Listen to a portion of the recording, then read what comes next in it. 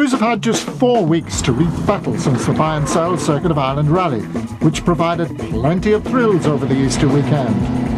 But the talking point then as now is, can anybody challenge the all-conquering Andrew Nesbitt and James O'Brien combination? The circuit was their 5th win in the trot, and Andrew is determined to compensate for his 2,000 legs disappointment when he ran out of petrol while leading.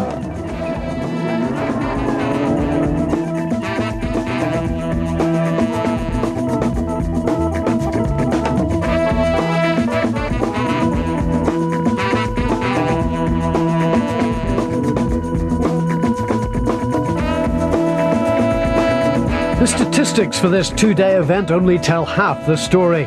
18 stages over 2 days, but those stages include 3 runs over the famous Mall's Gap and other classic tests like the Tim Healy Pass, the sweeping curves of Cara Lake and the Borland and Fury Mountain passes. This event has the big stages, the big road mileage, and consequently it's the big test.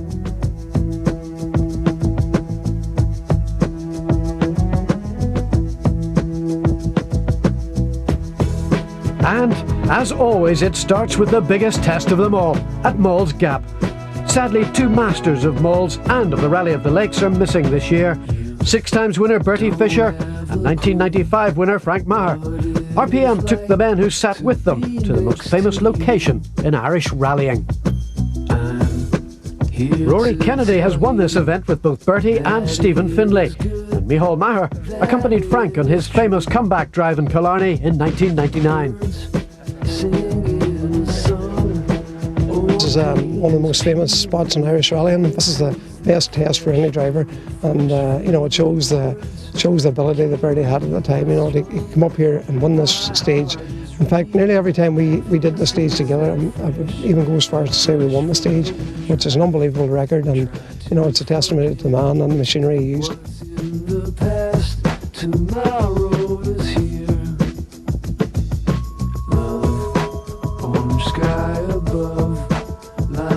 Frank won this rally in 1995, but Mall's Gap was always an unusual one for Frank because Frank was always a slow driver to start, and to start on Mall's Gap needed tremendous bravery and tremendous commitment. But when Frank did get going, he really loved Mall's Gap. Now, 1999, you sat with him on that amazing year when you did that wonderful comeback drive. That's right, we got the Escort WRC off of M Sport, and we have a test stage in Newcastle. And when we brought it up there, we knew we had a fantastic car because we had a 1.5 mile quicker. And for Frank to set third fastest time, the fastest time on the third stage was just unbelievable. Wonderful memories of the Killarney Rally. Rallying in Ireland is Killarney. It's Mall's Gap, that's what rallying is about. The Killarney Club have introduced the Fisher Memorial Cup in memory of the great driver's achievements in the kingdom. I think Mike Marshall and the Killarney Motor Club have made a great gesture in providing this trophy. And of course, it'll go to the fastest man up the gap.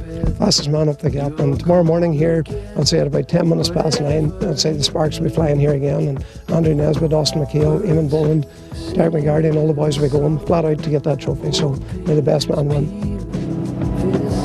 And the best man at the moment is undoubtedly Andrew Nesbitt, back in Killarney in a Cuisine de France Subaru, similar to his circuit-winning car, but not the same, as we can see from its hurried respray from yellow to white. Austin McHale's team have also had a hurried time to rebuild his Toyota Ireland Corolla after a roll in the British Championship.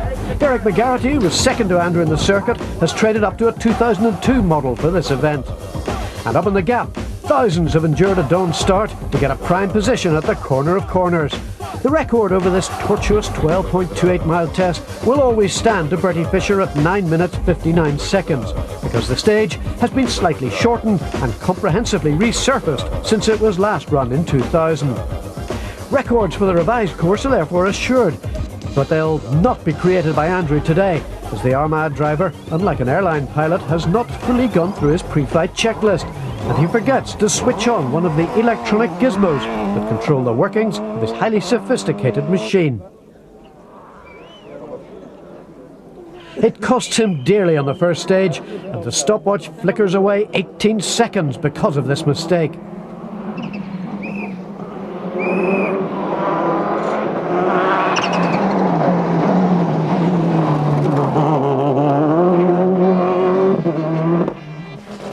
Austin is a Mols Gap veteran, but not a veteran to left-hand drive. And the Dubliner is the first to admit that it's hard for an old hand to learn new tricks. And as you can see, he's a little cautious about those verges. But here's a man on a big attack in his big chance with the very best that ProDrive can provide.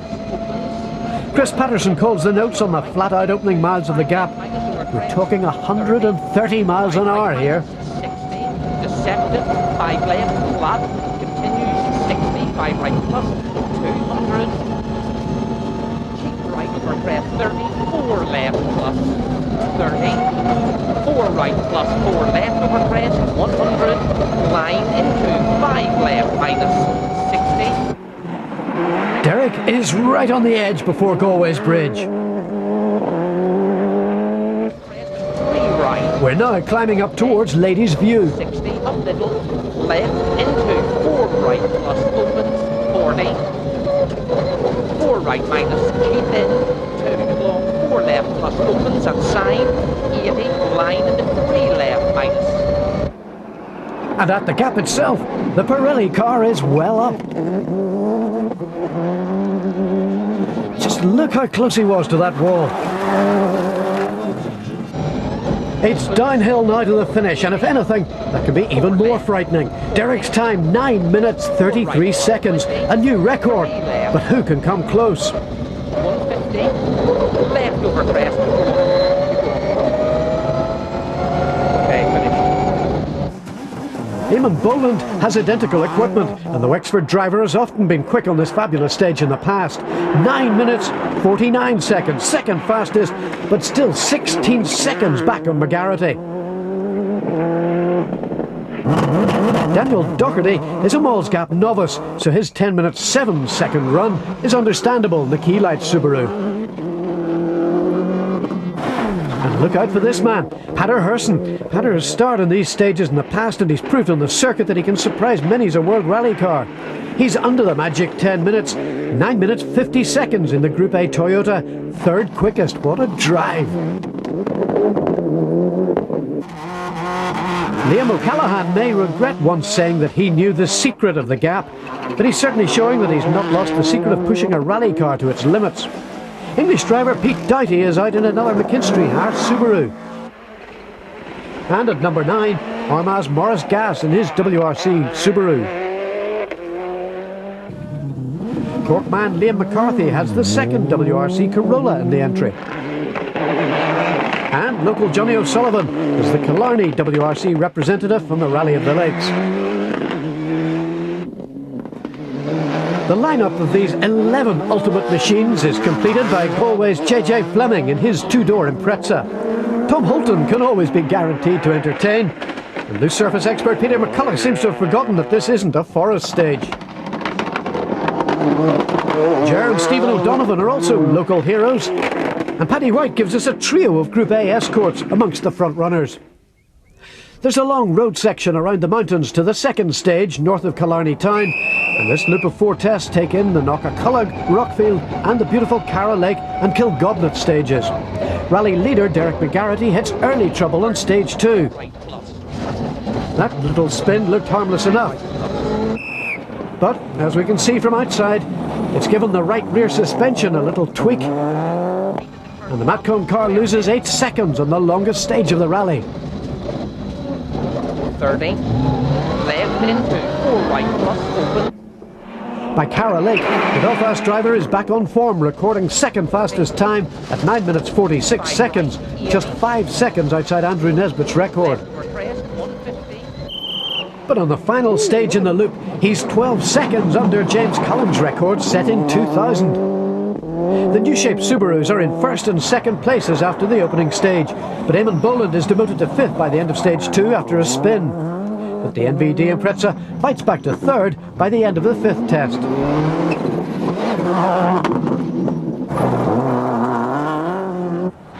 As on the circuit, Pater Herson and Ian Porter have a short but sensational run. The Warren Point man is in second place after the second stage, having set joint fastest time with Nesbitt on the long run through the Knockaculloch foothills. But the DNS Road Salika disappears on stage 3 after a mildly damaging excursion. There's a touch of the old bull and the young bulls about Andrew's drive today. Unfazed by the slow time on Moll's Gap, the tarmac champion takes 11 seconds out of the leader on stage 2 and another 11 on stage 3, Rockfield, to go into the lead of the Rally of the Lakes. By the end of the loop, the Subaru Island car is 16 seconds in front. Now this is more like the vintage McHale, but the times aren't there and Austin is back in 6th place. However, this man has to be one of the stars of the day. After 5 stages, Liam O'Callaghan and David Hogan are in 3rd place on the Kanturk driver's international debut in the Esso WRC car. Johnny O'Sullivan has punctured on stage 2 at the scene of the Brendan Kelly and Rory Kennedy accident. We'll be covering the Group N and modified categories in detail in the next RPM. Morris Gass is looking comfortable, having switched his Subaru from left to right-hand drive. And JJ Fleming is benefiting from a trouble-free run. He must be pleased with his 7th place after 5 stages. Pete Doughty is very pleased with his Subaru's handling, but the ECU is acting up. Tom Holton revels in the tail-out characteristics of the profiled Celica. And from oversteer to understeer as demonstrated by Ger O'Donovan. B cars were the most powerful rally cars ever to go between the Irish hedges during an era when rallying was more popular than Formula One and the cars were just as powerful, although they could be hard to handle. Well, now thanks to renowned rally photographer Reinhard Klein, the crowds once again get the chance to see a selection of these supercars on the Super Killarney stages. Cars such as the fearsome 360 brake horsepower 4-wheel Audi Quattro, the original Group B supercar, a real beast with that distinctive turbocharged note that whistled between the hedgerows. Although they almost dominated the World Championship, the vagaries of Irish tarmac all but defeated the monsters despite Hannu Mikkola's best efforts here. The Quattros only had 1 Irish tarmac win on the Ulster in '83. Thanks to Manchester Company director John Hanlon, we can see this immaculate very first works A2 Quattro, the actual ex-Hannu Mikkola car that competed on the Corsican Rally. Whilst this less powerful ex-David Llewellyn Group A car proves that 4-wheel drive can 4-wheel drift. In contrast to the cumbersome 4-wheel drive Audi was its main rival, the mid-engined supercharged lightweight Italian racer, the Lancia Rally 037. Back in '83, Pentti Ricola gave the Irish fans its only major appearance, leading the Circuit of Ireland, but Moll's Gap was not kind to the supercar, limping out with no less than 2 punctures and costing Pentti the lead. This ex-Marco Allen car is being driven by Ferrari specialist Peter Raven, and he can be excused for taking it easy on the bumpy Irish stages in this precious motor car, as its owner, Mick Wood, is sitting in the co-driver's seat. Another mid-engine monster was the Rothmans Porsche, driven by the late Henry Toivonen and that spectacular Arabian charger Saeed Al-Hajri, whilst their team manager, certain Dave Richards, was to become very famous indeed. But who could forget those titanic battles with Billy Coleman in the Rothmans Porsche and Austin McHale's Opel Manta 400, especially in Donegal, where every second counted. This particular Porsche is owned by the organiser of the Group B parade, Stephen Davis, and it won the Belgian championships in the hands of Marc Duez. One of Britain's answers to the Group B phenomenon was the sensational-looking Ford RS200, one of the most sophisticated Group B supercars ever built. Why RS200? Because this was the number needed to be produced to meet the Group B rules. Mark Lovell was flaming good in his RS200 on his way to the British Championship.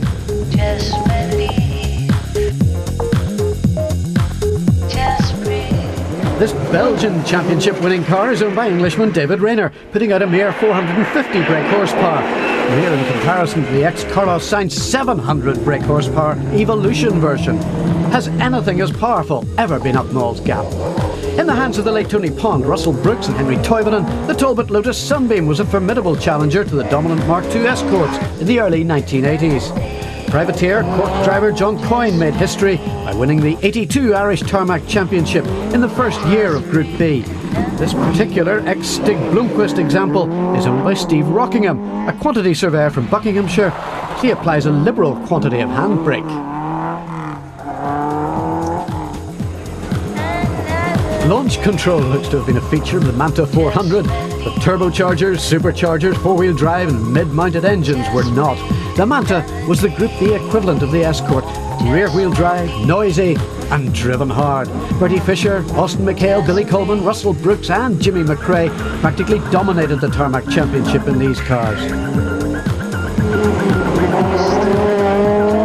That old Manta magic is relived as Seamus Heron has left his usual Group N Evo 6 at home and wheeled out his glorious-sounding ex-Works Football Manta 400, last driven by Andrew Wood on the '87 Ulster Rally.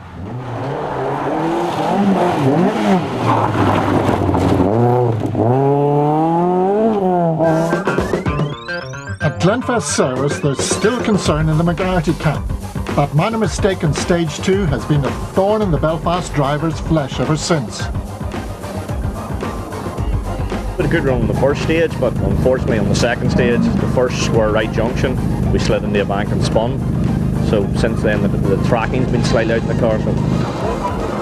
In contrast, the atmosphere in the Cuisine de France team is as tranquil as the Killarney Lakes. Were you looking remarkably calm for this stage in a rally? Yeah, well, I find for me it's the only way to go rallying, and the calmer I can keep myself, the quicker I seem to go. So the rally's only starting. Andrew's right, there are still 4 Saturday stages to come and a further 9 ahead on the second day, and an exciting new innovation thanks to ToshibaRally.com. Here we are, stage 7 of the Rally of the Lakes. The only problem is, usually when you're out on the stages, is trying to find out who is actually leading. But that has all changed now, thanks to modern technology. Oliver, what's going on? Basically, we found that people were always asking us, do we know the times and what was going on? So what we decided to do was to set up a text message service that would allow people to be given the most up-to-date information, what was happening with the drivers, you know, who was off, who was doing well. It comes through at every stage. At the end of every stage, we have people at the stages checking the times, talking to the drivers, and then to the subscribers, we send out short text messages, which gives them a complete update. The next Toshiba update, as James Cullen would find out, would be sensational. Just when it looks like everything was under control for Andrew Nesbitt and James O'Brien, they hit trouble at the start of the 7th stage. Number 2 seed Austin McHale, not Nesbitt, is the first to appear on Rockfield 2. Now for the second time in this rally, Derek McGarrity and Chris Patterson are in the lead. Andrew's dropped to 5th and he's now 1 minute 42 seconds behind the Pirelli car. This has given McGarrity the chance of a lifetime to win a Toshiba round and blown the event wide open as the spectacular Liam O'Callaghan is now in 2nd place, just 38 seconds behind.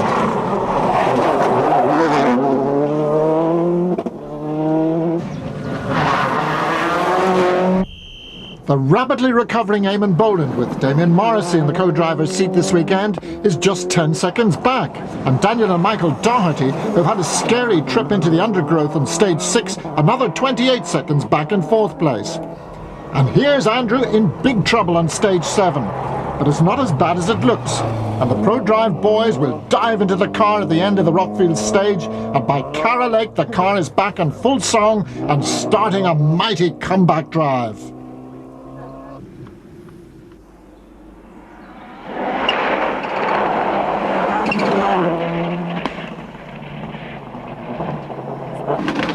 Johnny O'Sullivan's day has been plagued with punctures. But Morris Gas makes it into the top 10 of the end of the first day. As in the circuit, the Group N boys are also in that roll call. Johnny O'Sullivan is 9th, 27 seconds behind the Group N leader, Trevor Cathers. JJ Fleming and Robbie Ward have maintained their excellent 7th place. Austin McHale and Brian Murphy are very downbeat 6th. And Daniel and Michael Doherty have become the first victims of Nesbitt's big drive back to the head of the field. By the close of play, Andrew is back in 4th, having reduced the gap to 1 minute 17 seconds.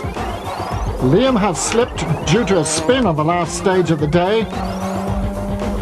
So once again, the new-shaped Imprezas head the field. But both Eamonn Boland and Derek McGarrity are only too aware that Andrew's old-shaped machine is the quickest traveller over the Killarney stages.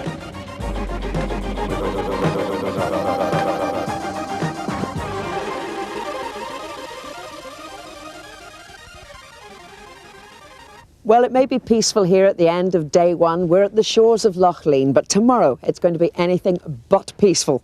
There are 2 runs over Moll's Gap and, of course, the notorious Tim Healy Pass. Andrew Nesbitt is lying in 4th, 1 minute and 17 seconds behind leader Derek McGarrity. He, of course, is going all out for a win here in Killarney. So tomorrow, day 2, is going to be an absolute cracker.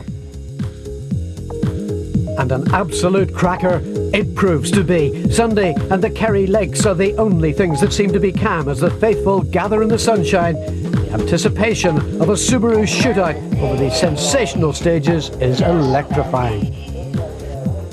Derek McGarrity has held the new Moll's Gap record of 9 minutes 33 seconds for 24 hours. And with Nesbitt closing in, he's been given a new set of super sticky Pirellis for the second assault on Moll's Mountain. We join Derek and Chris Patterson as they start their defence of that record.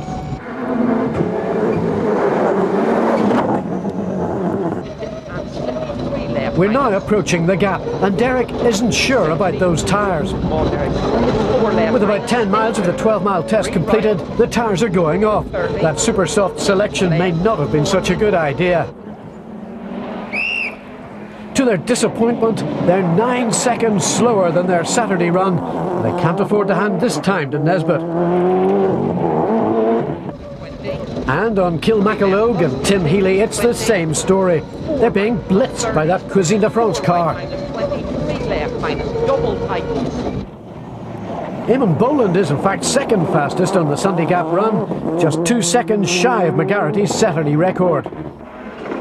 Liam O'Callaghan gets equal fastest time on Kilmacalogue, but next up is the man that they all aspire to. Andrew, with all switches turned on this time, is about to annihilate the record and become the first recipient of the Fisher Memorial Cup. His time is an astonishing 9 minutes 22 seconds, 11 seconds faster than the record, and he's fastest on stages 11 and 12 to reach Glenariff service, just 32 seconds behind the leader. Daniel Doherty breaks the magic 10-minute barrier, improves by 16 seconds over his first run. Austin McHale is 2 seconds quicker than the Moll's Gap novice. JJ Fleming also gets under the 10-minute target. Morris Gass will retire the Emo Subaru on the Gap, and Johnny O'Sullivan's fraught weekend comes to an end in Tim Healy Pass when the escort's clutch cries enough. Tom Holton, being passed by John Strangle's Darien here, doesn't make it that far.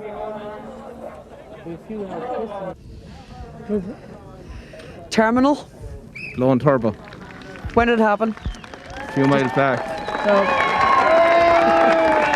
A few miles back up the road there. Just pull in case we do damage. Yeah. Not worth it. At Glenariff service, everyone is doing their sums to see if Andrew, or more accurately, when Andrew, will be back in front. After Tim Healy Pass, there are now just 45 seconds between the Imprezas.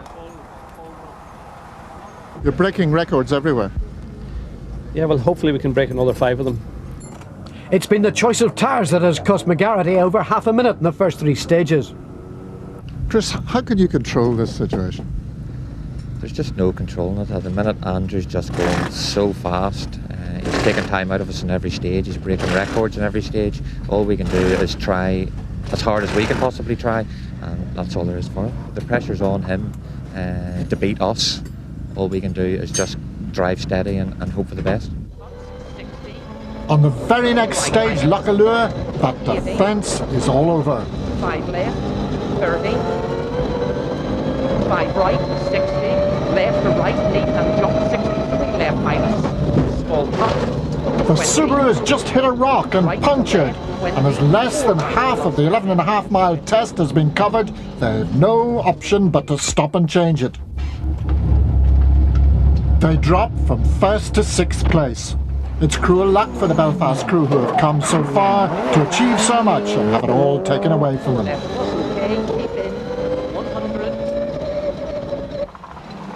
The same County Cork stage had been Andrew's downfall in 2000 when his car ran out of petrol while in the lead, but now he takes back the lead on Allure and looks set to avenge that Millennium disappointment. And so the Killarney District Motor Club's 23rd running of the Rally of the Lakes runs its course in ideal conditions as we do a countdown of the top Group A and World Rally Car finishers. Peter McCullough finishes in 20th place in his Escort Cosworth, with Ger and Stephen O'Donovan just 15 seconds ahead of him in their similar car. Pete Doughty, following an ECU change, has overtaken Davis for 13th place. Liam McCarthy and Kieran Murphy have had serious transmission problems and they're nursing their car home into 12th. 10th and 3rd in Group N, Seamus Leonard and Kevin O'Brien in the seamless aluminium Subaru. 9th and 2nd in Group N, Trevor Cathers and Francis Regan in their ageing Mitsubishi Evo 5. 8th, popular local Group N winners, Donny O'Sullivan and Paul Nagel. In 7th heaven, JJ Fleming and Robbie Ward, surely one of JJ's best results to date. 6th and 5 times tarmac champion Austin McHale with Brian Murphy. More Toshiba points in the bag, but not the result they wanted.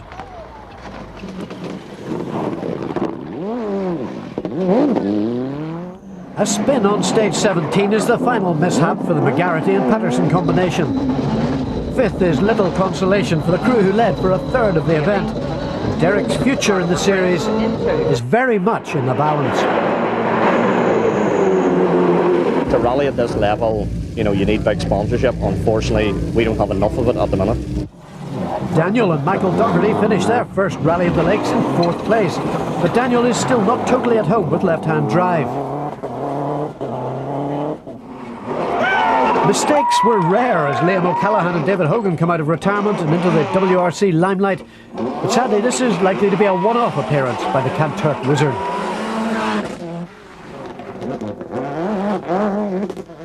Eamonn Boland's day must come soon in the Tarmac Championship. However, he's runner-up again in Killarney, helped by Damien Morrissey on the notes. Eamonn, this first international win, it's getting closer and closer. Yeah, you know, well, there's no way we're going to beat Andrew this weekend anyways. It's similar to the circuit, he was just in a class of his own. A class of his own, indeed.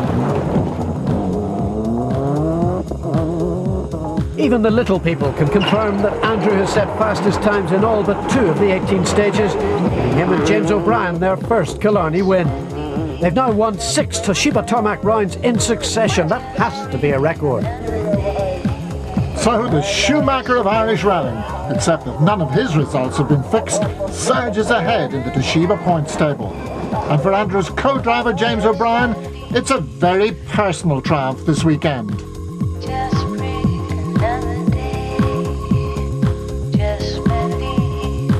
For me, it's my home international. I went to school here, and it's fabulous to come back here and take this win. Yeah, I must say I've really enjoyed the gap this morning, and I know James had absolutely no time in his hands to repeat any of the notes. It was a very quick pace, I can promise you. Andrew's now 8 points clear after 2 rounds. Round 3 will be in Donegal.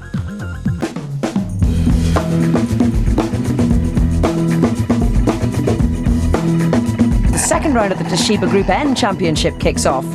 Round 1 on the Circuit of Ireland provided its fair share of showroom shocks, but despite Seamus Leonard's, Donny O'Sullivan's and Dickie Curran's valiant attempts, it was that old Group N champion, Trevor Cathers, who slithered his way to Group N win.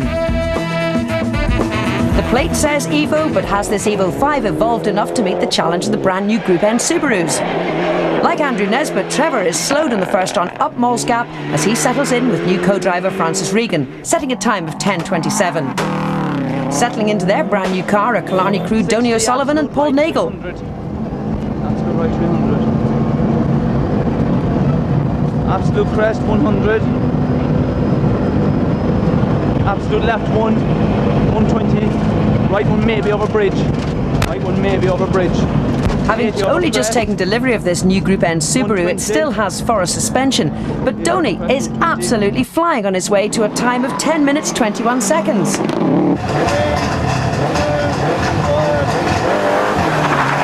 Just 1 second behind the local crew are the Donegal crew of Brendan Kelly and Rory Kennedy in the latest Mitsubishi Evo 7. Their promising start, though, will be short-lived.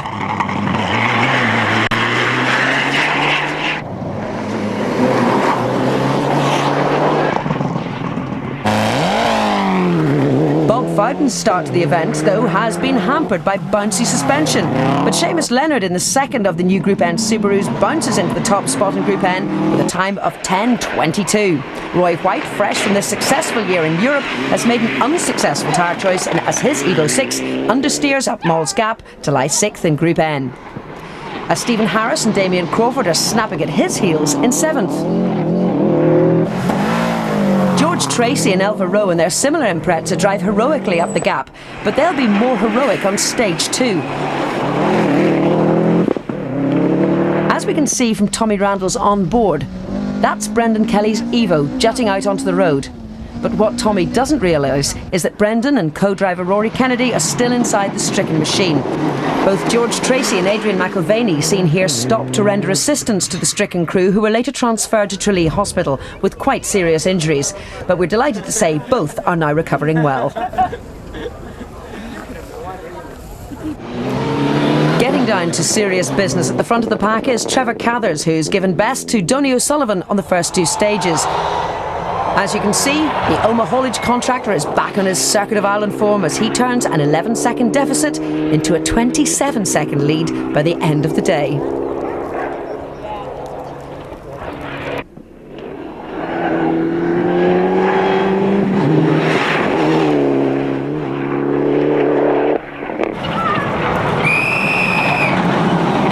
Doesn't mean Donny O'Sullivan isn't trying. The BioClear Subaru is fastest Group N on stage 2 and ties with Cathers on stage 7.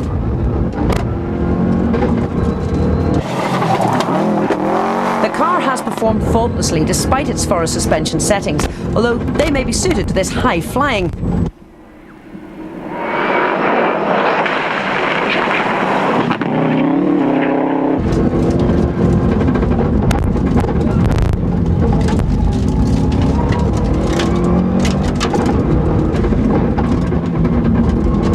Co-driver Paul Nagel seem quite content at the moment to let Cathers lead the way as a long day's rallying lies in store. But a great performance from the local boys who've only had the car for 2 days. After setting fastest Group N time on Moll's Gap, the seams are starting to fall apart in Seamus Leonard's seamless aluminium Subaru. Seamus has been put off by Brendan Kelly's accident, and as this sequence on Carroll Lake illustrates, Seamus has been off. The Subaru crabbing down the straight as Bob Fowden capitalises on the time lost to end the day, just 36 seconds behind third-placed Leonard. Tipperary driver Roy White almost has a long way home on day 1, as first a strut breaks and now a drive shaft is broken on Carroll Lake, demoting him to 10th in Group N.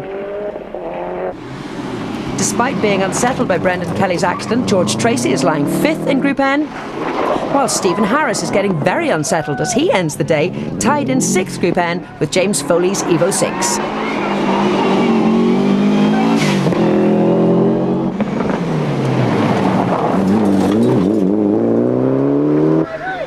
Former Peugeot 106 Cup star Adrian McIlvaney is just 2 seconds back, with his confidence returning after the Brendan Kelly incident. Martin Doherty, a relative newcomer to the championship, is next up, with the sideways former Group N tarmac champion Gene Megan not far behind. But a mechanical failure stops another former Group N frontrunner Donald Bowens from making the leaderboard. Local man Mike O'Leary looks distinctly anxious on his return to competition after a long layoff. Day 2 on the Killarney Rally of the Lakes. The spectators are in great form. Top of the morning indeed, but the question is who'll be top man in Group N at the top of the gap this morning. With a mere 27-second lead, the pressure is on as Trevor Cathers and co-driver Francis Regan fire their comparatively outdated Evo 5 through the gap to record a time of 10:16, 11 seconds faster than yesterday. But watch for this commitment as Donny O'Sullivan is desperately trying to close the gap. Donny proves to be the Moll's Meister once again, taking 9 seconds off Cathers. That's 14 seconds quicker than his time yesterday. And Donny takes another 2 back on Kilmacalogue, equaling Trevor Cathers on Tim Healy to close to 16 seconds of the leader.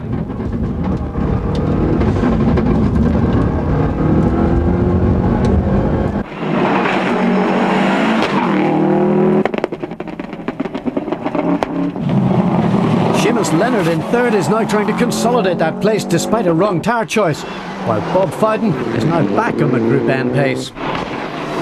Coming back up the leaderboard is Roy White, fighting back from 35th. leaders have no time to admire the beautiful Killarney countryside as they head for the first service halt, where the big question mark hangs over the lead. So what's the plan? Can you do it? I mean, can you take it away from Trevor? Well, there's only one way to find that out, isn't there? Well, we're certainly not going to give up until we get down the end of Miles Gap. Can Trevor keep his cool in the TC refrigeration car? A new set of boots is fitted for the afternoon. He's doing very well now, and he's going very fast this morning again, and he's learning a lot. Obviously you're keeping a close eye on how he's closing in. Yeah, well, we're trying to keep out of his way, but it's difficult, and the car's going very well, so he's doing very well and closing in slowly on us. So hopefully we can maybe stop the rot now for a few stages. But the following Lochaluas stage has other ideas, as we dramatically witness from Donny O'Sullivan's camera. Trevor has punctured in the same place that claimed overall rally leader Derek McGarrity, as Donny goes past to claim the Group N lead.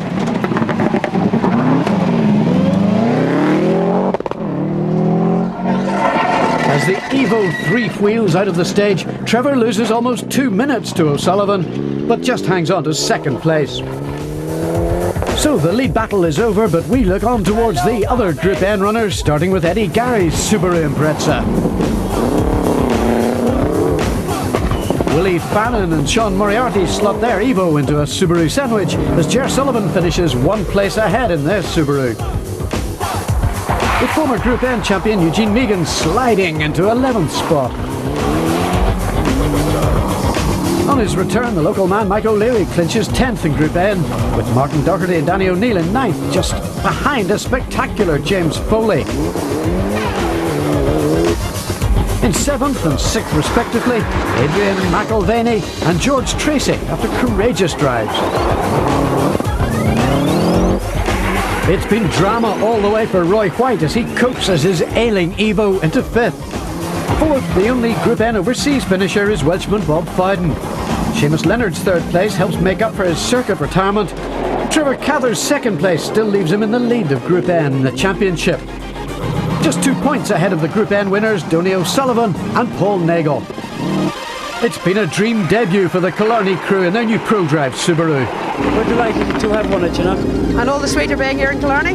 All the better, yeah. Please God, maybe we might pick up another win before the year is out, but fantastic, yeah. That's great, absolutely.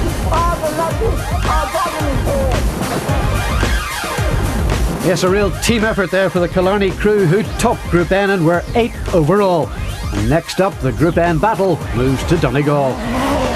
Often the spectators' favourite, the competitors in the modified section are having their own battle.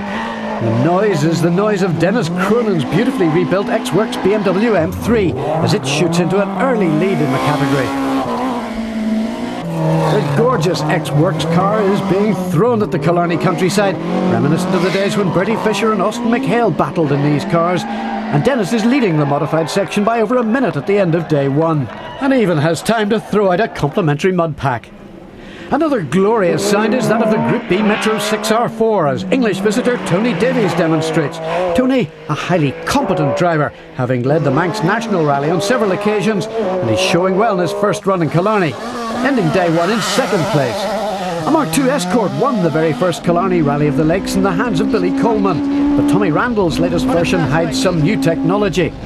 Sequential gearboxes, power steering and a 290 brake horsepower engine didn't exist in Billy's day, but it takes nothing away from the spectacle. The Biotech car is off to a promising start, but even new technology can have its drawbacks. Turn clear left. What's happening to your gearbox? People going to ride. We're fine. Luckily, the Dayglow Demons continue at unabated speed and make it to the Glenquest service. Tommy, there's some fairly rough treatment going on there. Yeah, the pressure is tough today. We came into a K-lift. There was loads of gravel pulled out on the road with the 4-wheel drive cars, and we slid very wide and hit a bank.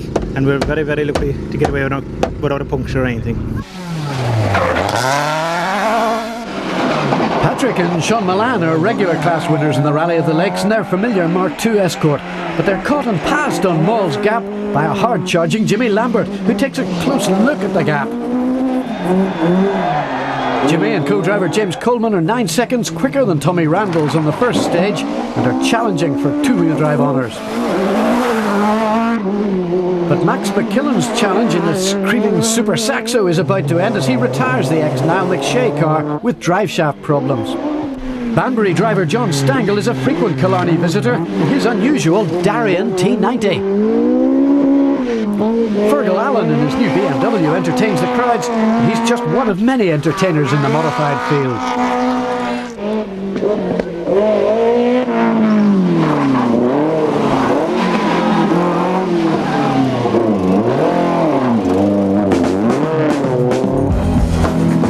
Leonard Downey's entertaining driving not only looks good, but is effective as he's third in class. But it's all proving a bit too much for Cyril Wharton and Dominic O'Connor. As James Cassidy gyrates his Honda, Ken Neal sidesteps towards a class win in his Nova. Peter Kelly drifts his way beautifully in the ex-Randalls Mark II. Patrick Price takes his Escort to the extreme on the gap.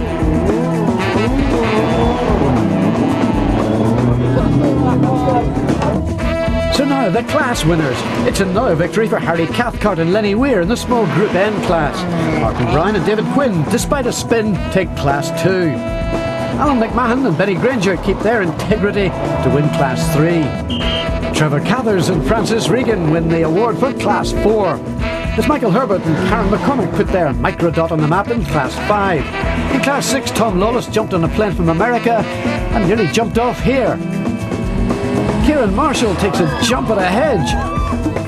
And Alan Ring has jumped from racing to rallying. But for Glenn Wilson, it's one jump too far. I just pushed a wee bit too hard, lost it over the crest. Just hit the bank and rolled over 3 or 4 times. It's the name of the game. Monaghan's Desi Keenan and Enda Sherry see the other side of the game, winning Class 6, whilst it was very nearly game over for Class 7 victors Charlie and John Hickey. No such problems for Ken and Conor O'Neill, who have an excellent run to Class 9 victory, whilst John Tully slots car number 69 into its favourite position at the front of Class 10. Over to the historics, or hysterics, for Peter Keohane, takes class honours with a little help from Woody Woodpecker.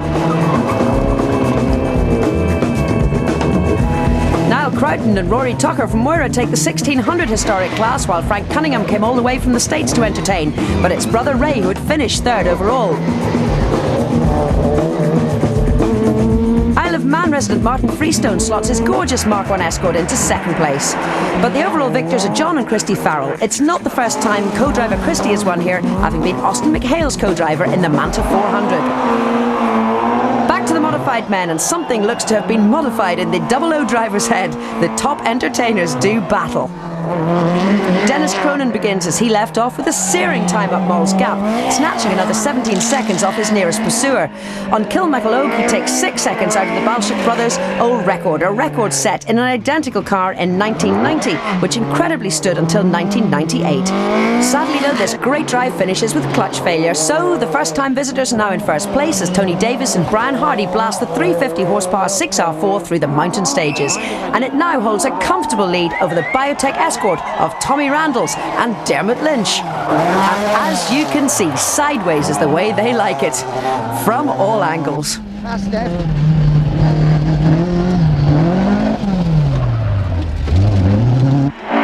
Tommy and Dermot are a little worried as Jimmy Lambert is cutting into their lead. Keep right over a fast crest jump and 40 cut fast left. Cut fast left, be careful, 80, stay left over fast crest jump. But a cut in Jimmy's tyre on Boland is about to extend Tommy's gap. The Dinky Darien is equal fastest on Boland. Fergal Allen is well wound up on the gap and on Lochaluha, but the BMW's differential cries enough further down the stage. Peter Kelly finishes second in class to Tommy Randalls in his old car. He must have had driving lessons from Tommy too. Tommy Halliday impressed many, 5th modified car and 3rd class 11 car home. Leonard Downey's entertaining driving sees him in 6th place at the finish. And talking of entertainment, Willie Kavanagh almost misses this junction. But Walter Dick is hard to miss as he gyrates his shocking pink Escort.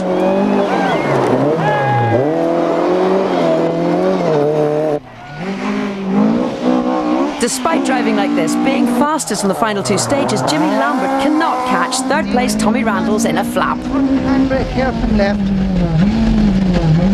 And a fast right. It's thumbs up from Dermot as the Biotech Escort heads for class victory and third modified home. But it could have been one place higher had the Dayglow Demons not incurred road penalties fixing yesterday's damage. The penalties allowed John Stangler and Frank Sweeney to slip into second, recording the Little Darian's best Killarney result. And Tony Davis' prayers were answered as the Pirelli Metro's trouble-free run continued to that debut win. The Group B Metro may have had its engine restricted since its competition heyday, but very much alive in Tony Davies' hands. So how did he enjoy Killarney? We've had a fantastic week, yeah. We set ourselves out, didn't know the roads, first time here in Killarney. Crowds have been magnificent, stages have been really challenging, and we've had great fun and we brought it home to the finish.